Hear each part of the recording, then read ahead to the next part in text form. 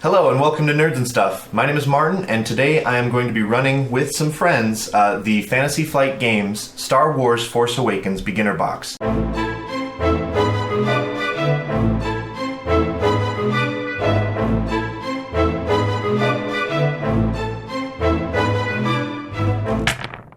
This will be a sort of one-shot broken up into several episodes, and this game itself, the beginner box, comes with 8 encounters, so each one of these encounters will be its own episode. But before we get into the game, I'm going to have my players introduce themselves. I am Daniel Sheldon, and I will be playing Mhar'li. My name is Michael, and I'll be playing Fira Bon. And I'm Justin, I'll be playing Bormo. Perfect. All right, so without further ado, we'll just jump right into the opening crawl of the game. A long time ago, in a galaxy far, far away. Discovery on Jakku. The Galactic Empire is gone, its descent beginning with the loss of the Death Star and the Emperor. Its remnants have slunk into the shadows on the edge of the galaxy. A new republic has arisen, bringing peace to the galaxy. But in the darkness of the unknown regions, a new threat emerges. The First Order. Heir to the Empire's evil, plans to destroy the Republic and return the galaxy to their rule. Only the Resistance, led by General Leia Organa, stands in their way. Even so, nobody knows the true strength of the First Order. Meanwhile, on the remote world of Jakku, a group of scavengers and desert nomads have discovered the existence of a valuable secret, one lost for 30 years. Okay, so now that we've gone through the raising the curtain, the opening text crawl, I'm going to have each one of my heroes read over their descriptions, the descriptions of their characters on the back of their pre-built character sheets. We'll start with Daniel, who's playing Mhar'li. Mhar'li's story.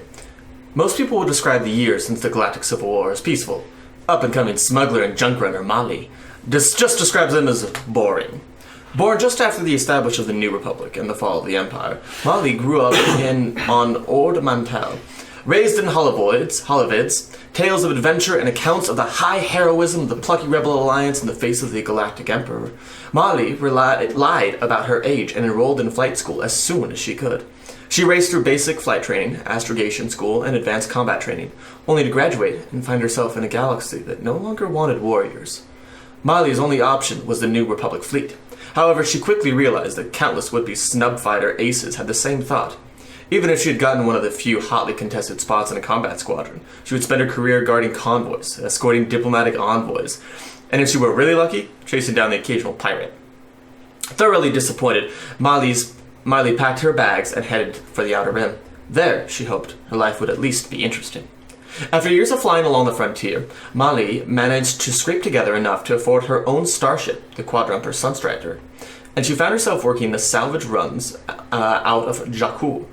When the mercenary Fira Bon asked Mhar'li to fly her and the Abednedo Bormo out to a wreck, Mhar'li figured it would be some easy money. Besides, there were rumors that the nomads out that way had found something particularly valuable. Unfortunately, just as the three of them arrived, one of the components in the Sunstrider's main drive blew. She thinks the ship can still fly, for now anyway, but Mhar'li wants to get the engine fixed before she tries it, just in case. On the other hand, this means she's stuck with these nomads while a group of armed gangsters tries to take over the place. But on the other hand, at least it won't be boring. Perfect. Fira's story. Join the Republic, protect the galaxy. These are the words that lured the young, idealistic Fira Bon into the New Republic military, and years later they were the words she would remember with disgust when she left. In the wake of the Galactic Civil War, the war-weary systems of the New Republic happily disarmed, reducing their fleet strength to a fraction of what it had been during the Civil War. They saw their New Republic fleet as a peacekeeping force meant to protect and serve, not as a military machine. Fira joined this official leaner New Republic system as a bright young soldier with a promising career. She fully bought into the idea that the galaxy had a chance to start fresh, and she believed she could do her part to keep the peace. Fira quickly rose to the ranks until she became a top-flight reconnaissance specialist. However, time spent in the New Republic's borders made her realize that the Empire might not be as dead as everyone thought. Blasted starship wrecks and eerily destroyed settlements on the fringes of civilized space indicated that something was happening in the unknown regions. Fira pushed to get authorization to probe deeper into the former Empire, but she was denied. Her commanding officer told Fira privately that if she wanted to advance in rank, she would have to keep her opinions to herself. Instead, Fira left the service, spending time as a wandering adventurer and a mercenary. One botched job left her on Jakku, and she ended up staying put, figuring that the forgotten Junker's world would be the best place to stay out of the way and live the rest of her life in peace and quiet. However, Fira can't help but keep an eye on the wider galaxy. She makes a point of chatting up passing junk traders for news about the New Republic and the Resistance. She secretly wishes that she had joined the Resistance instead of leaving galactic civilization. When Misha Vontaba contacted her, an old friend, Fira, and told her that a valuable secret they were looking for crashed on a rebellion ship. Fira's sense of duty compelled her to come out to the Starlight Wanderer and help Misha deal with the Struce clan. A small voice keeps telling Fira that whatever is hiding on that wreck might be important to the New Republic and the Resistance alike. And now it's time for old Derm Bormo's story. Though Derm Bormo cannot wield the Force, he has always tried to follow its guidance. The Twanul faith was founded by adherents to the Church of the Force, a group of peaceful individuals who praised the virtues of this mystical life energy, even if they didn't have the ability to wield it. Derm embraced this religion, devoting himself to the life of a meditative ascetic. He studied the Force and the code of the near-forgotten Jedi Knights. Derm also learned about the Resistance, a group of brave fighters who stood against the possible return of the Galactic Empire. Derm expected he would live out his days as a peaceful villager. He studied medicine so that he could help his neighbors in Twanul and the surrounding Kelvin Ravine, serving as his healer for the frontier community. He never realized that following the code he'd been taught would be so hard in practice. The Struce clan is one of the planet's most notorious criminal groups, a roving band of greedy outlaws and desperados. It travels the sand waste looking for easy prey while indulging in theft, protection rackets, and spice running. While out wandering the Kelvin Ravine, Derm came across a pair of Struce clan bandits waylaying a group of scavengers. The cruel bandits were about to murder the helpless scavengers when Derm forced himself to forgo his non-violent ways and laid them both low with his stout walking stave. Though his quick action saved several lives, Derm knew he had made a dangerous choice.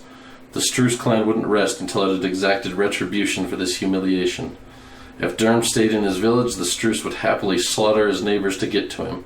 The last thing he wanted to do was see his violent choices bring harm to his friends. So Derm left for the rough-and-tumble Nema outpost, where he made an unlikely friend, the former soldier-turned-wanderer Fira Bon. When Fira left for the Starlight Wanderer to help her old friend Misha, Derm came along. It sounded like Fira's friends had also run afoul of the Struce clan, and despite the danger, Derm didn't want to see those brigands hurt anyone else. Perhaps, he thinks, this is what the Force has wanted him to do all along. Perfect. So we have all gone through the character backstories. Go ahead and open to the very first page of your character folio.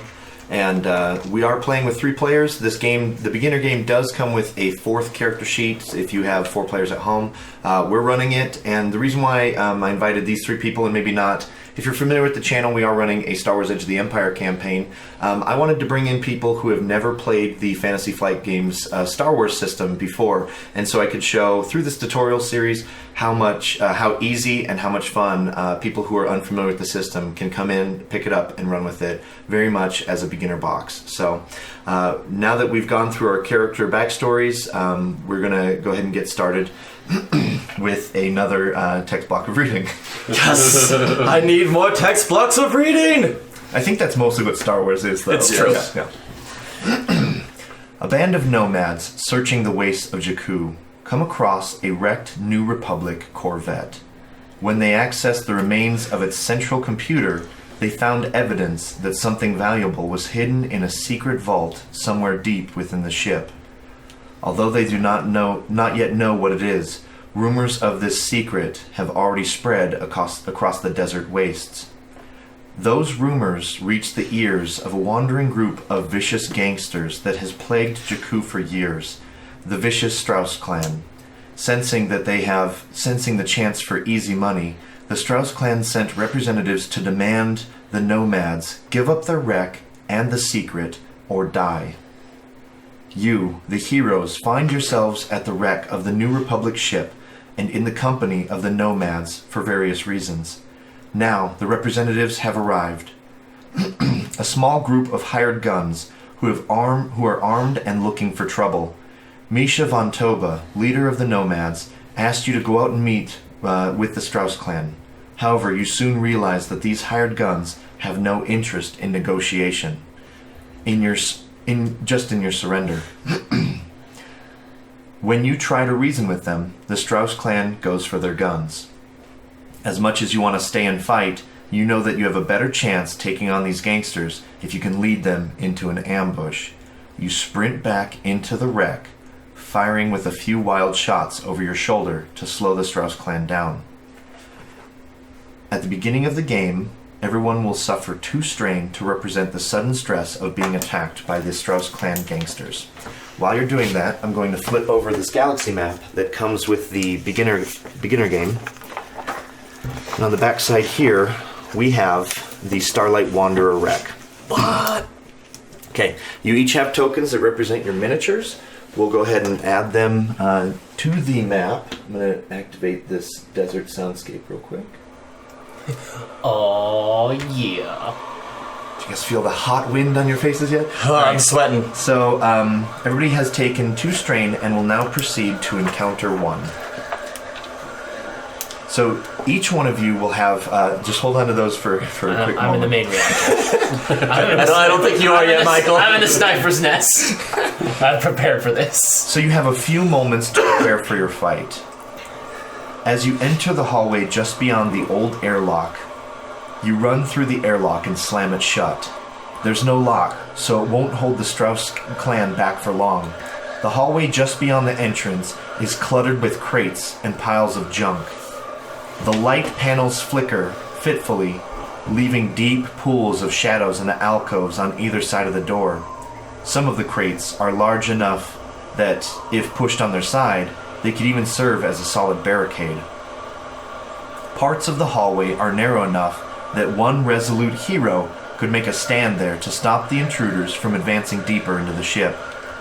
At the far end of the hallway, Misha von Toba orders the group of nomads to take cover or flee deeper into the ship. Her clear voice ringing through the halls.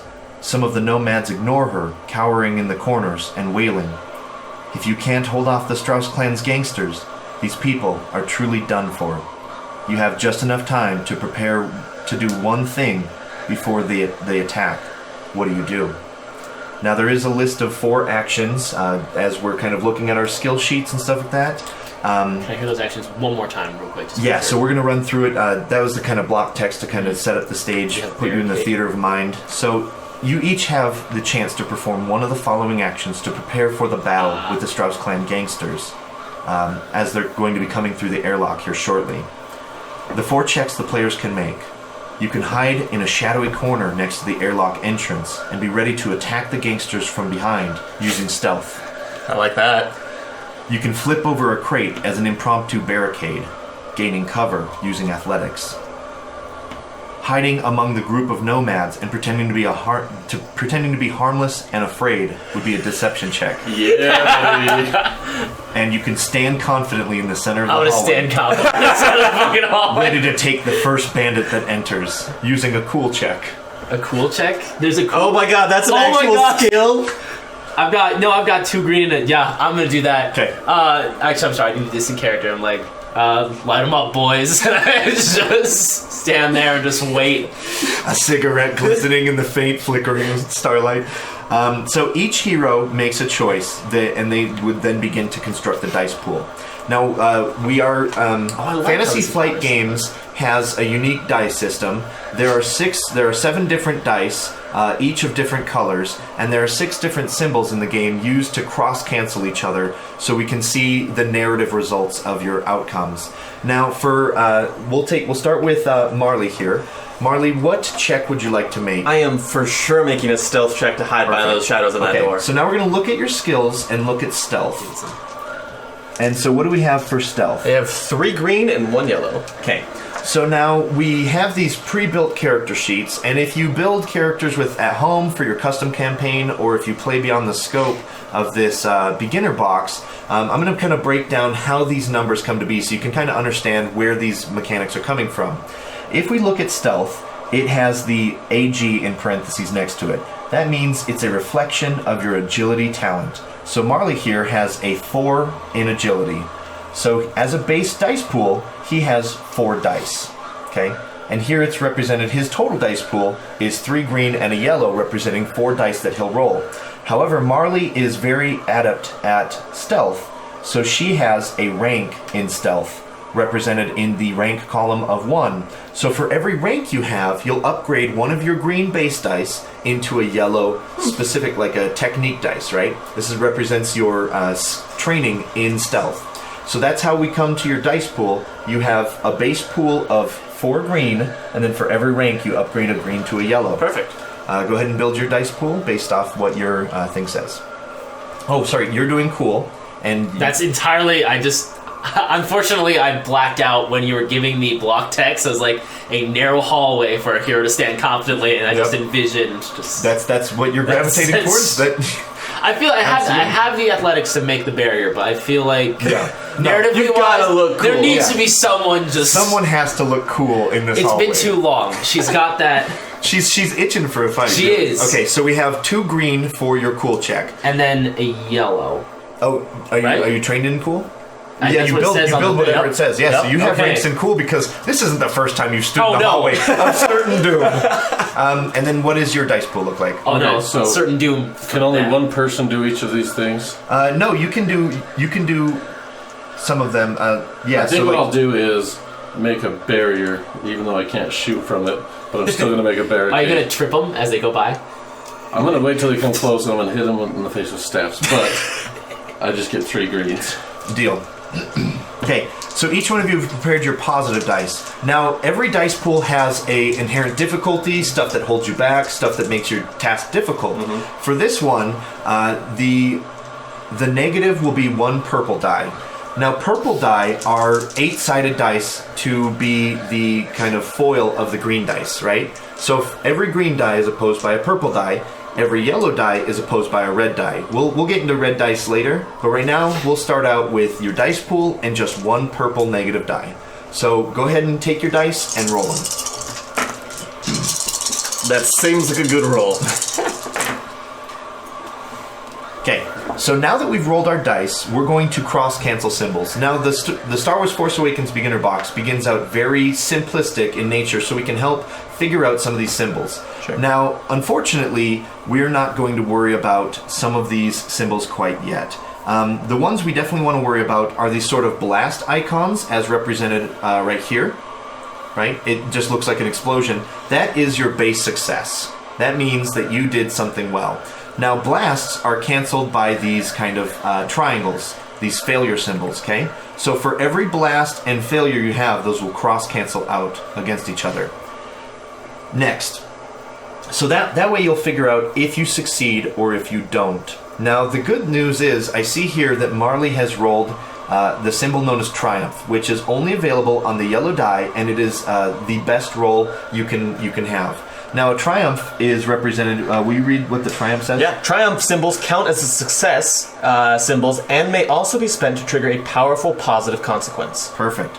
So now, in the very first encounter, there are no triumph mechanics quite yet.